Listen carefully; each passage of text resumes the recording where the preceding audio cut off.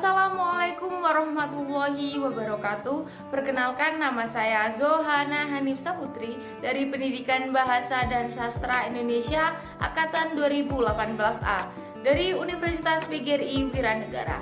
Kali ini saya akan menjelaskan tentang sastra Indonesia kontemporer, yaitu mengenai teori kritik Marxisme.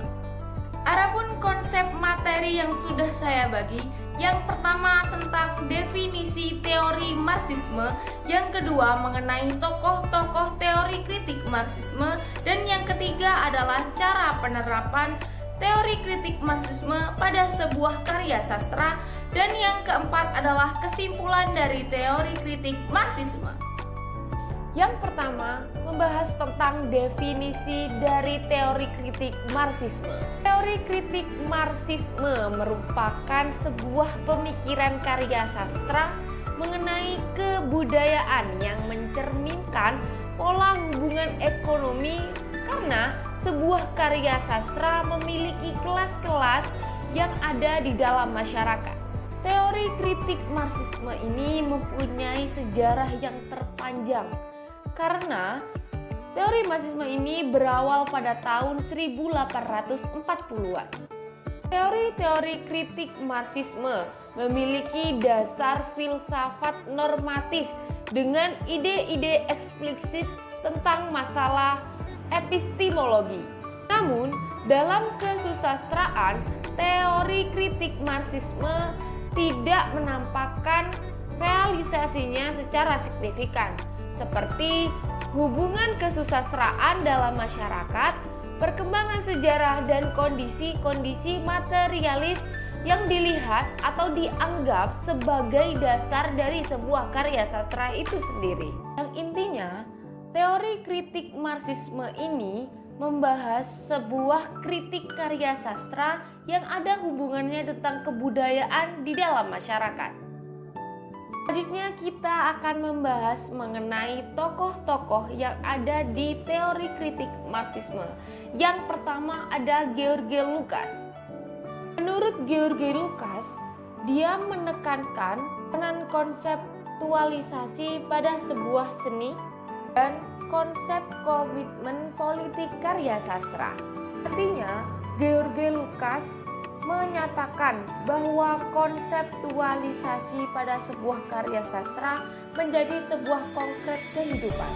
Yang kedua yaitu Bertolt Brecht. Brecht memiliki pemikiran bahwa dramatik dalam estetika teater de Joyce merupakan satu kesatuan yang menyembunyikan kenyataan bahwa ilusi tersebut merupakan sesuatu yang dikonstruksikan.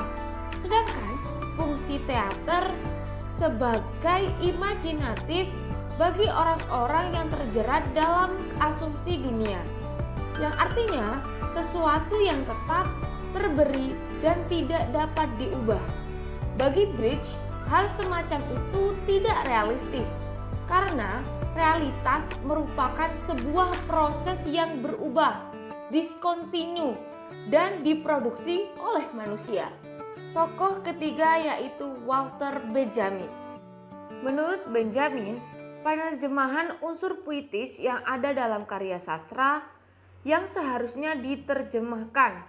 Prinsip reproduksi tentang penerjemahan makna bukan makna harfiah, yang melainkan ada dalam karya sastra itu sendiri. Yang keempat adalah Theodor Adorno.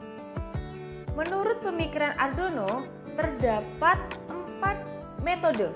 Yang pertama tentang metode dialektris, dapat memberikan alasan tertentu terhadap totalitas masyarakat.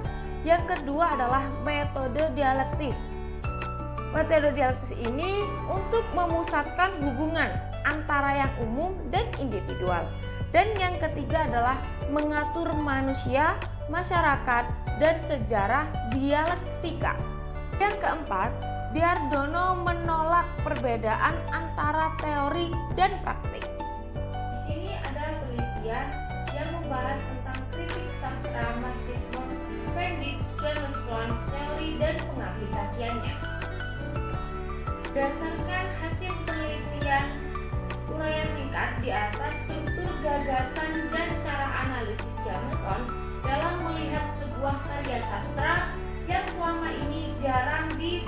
disimulasikan.